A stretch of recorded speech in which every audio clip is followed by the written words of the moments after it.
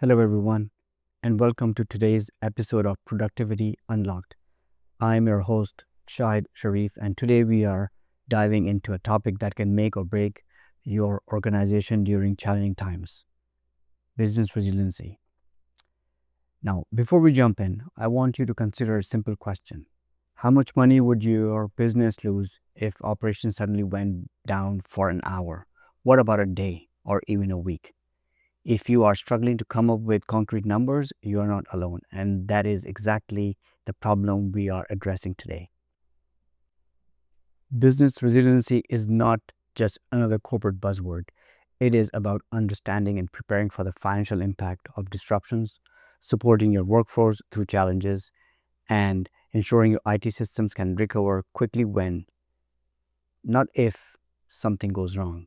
Let me start by explaining why quantifying potential financial losses is absolutely critical to your resiliency planning. Without these numbers, you are essentially flying blind. Some businesses experience what we call linear losses, where the financial impact increases steadily over time. Think of a retail store that loses a predictable amount of revenue for each hour its doors remain closed.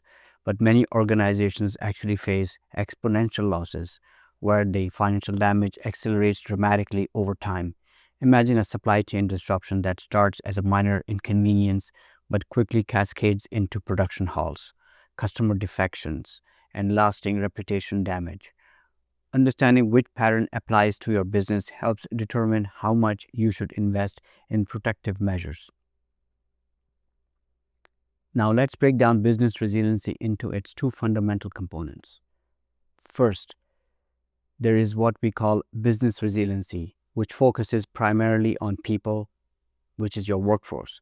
This involves planning for disruptions like natural disasters, labor strikes, public health emergencies, or even civil unrest. The goal is to keep your people working even when normal operations are not possible.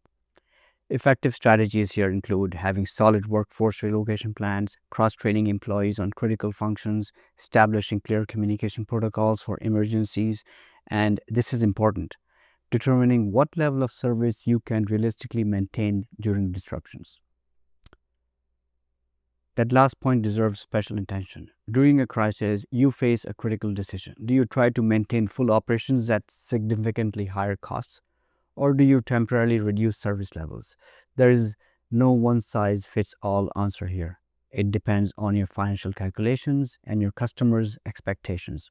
Operating at full capacity during disruptions often requires redundant systems and staff that might be prohibitively expensive relative to actual risk. The second component is IT resiliency, which addresses the technology infrastructure supporting your operations. And this breaks down further into two distinct areas that are often confused. The first is availability within a single data center, commonly measured by those famous nines you may have heard about. Let me break these down. Two nines, or 99% availability, means approximately 3.65 days of downtime per year. That is nearly 4 days of your systems could be offline.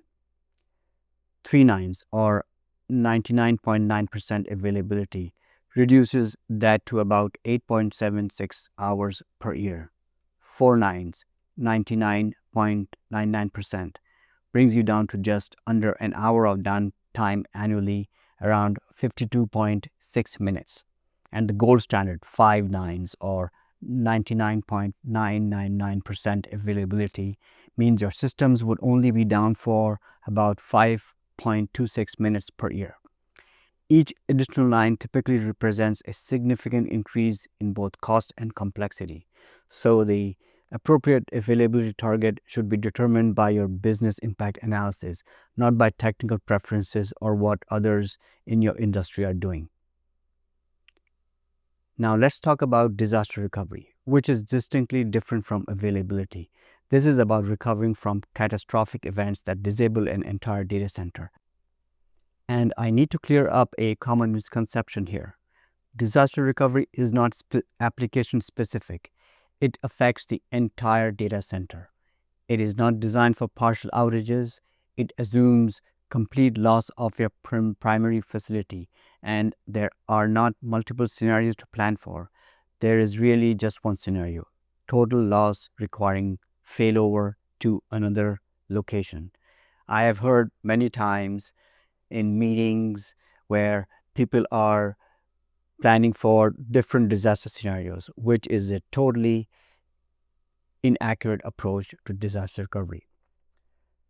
In essence, disaster recovery is your ultimate contingency plan, activated only when normal operations at your primary location become impossible.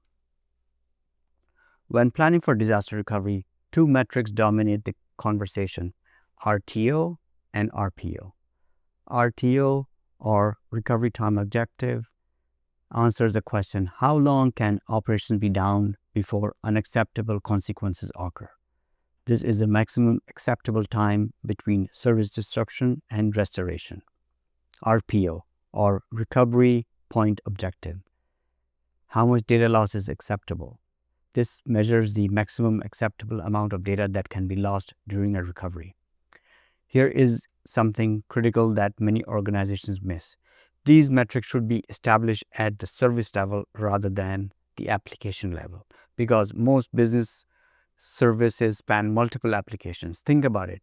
A customer-facing service might involve web servers, application servers, databases, and authentication systems, all of which must be recovered in harmony. Your business requirements for RTO and RPO directly inform the technical solutions you will need. If your RPO is 0, meaning you cannot afford to lose any data whatsoever, that requires synchronous data replication, which is expensive. If your RTO is measured in minutes, you will need hot standby systems ready to take over immediately. Less stringent requirements might allow for more cost-effective solutions. The most successful resiliency strategies emerge when business leaders and IT teams speak a common language and share a unified understanding of priorities. Business leaders need to clearly articulate the financial impacts of disruptions, define acceptable service levels during various scenarios, establish realistic recovery objectives based on business needs, and allocate appropriate resources to meet these objectives. Meanwhile, IT leaders must translate those business requirements into technical solutions, communicate technical constraints and options in business terms, design systems that reflect the organization's risk tolerance, and regulatory test recovery capabilities to ensure they meet the objectives. So, how do you build an effective resiliency strategy? I recommend these 6 steps. First, conduct a thorough business impact analysis to quantify the financial consequences of various disruption scenarios. Second, map your critical business functions to identify the people, processes, and technologies that support essential operations. Third, set clear recovery objectives by establishing realistic RTOs and RPOs for each business service. Fourth, design appropriate solutions, both technical and operational, that meet these objectives. Fifth, implement regular testing to confirm that your recovery capabilities work as expected. This is non-negotiable.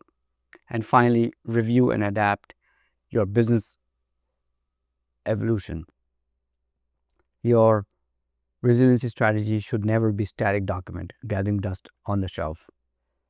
Every project that you deliver, you should review your business recovery strategy in context of the change that is happening and modify that documentation accordingly. To wrap up today's episode, remember that business resiliency is ultimately about balancing risk and investment. By understanding the financial impact of disruptions, organizations can make informed decisions about how to protect their operations, support their workforce, and design their IT systems. The most resilient organizations are not necessarily those with the largest budgets or the most advanced technologies. They are the ones that have clearly defined their priorities, aligned their business and technical strategies, and created capabilities that reflect their specific needs and risk tolerance. In our increasingly unpredictable world, this thoughtful approach to resiliency is not just good practice. It is a competitive advantage that can mean the difference between thriving through disruption or becoming its victim. That is all for today's episode of Productivity Unlocked. I hope this discussion helps you think more clearly about your organization's resiliency planning.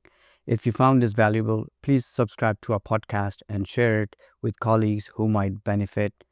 Until next time, I am your host, Shahid Sharif, encouraging you to build not just successful businesses, but a resilient one. Thank you.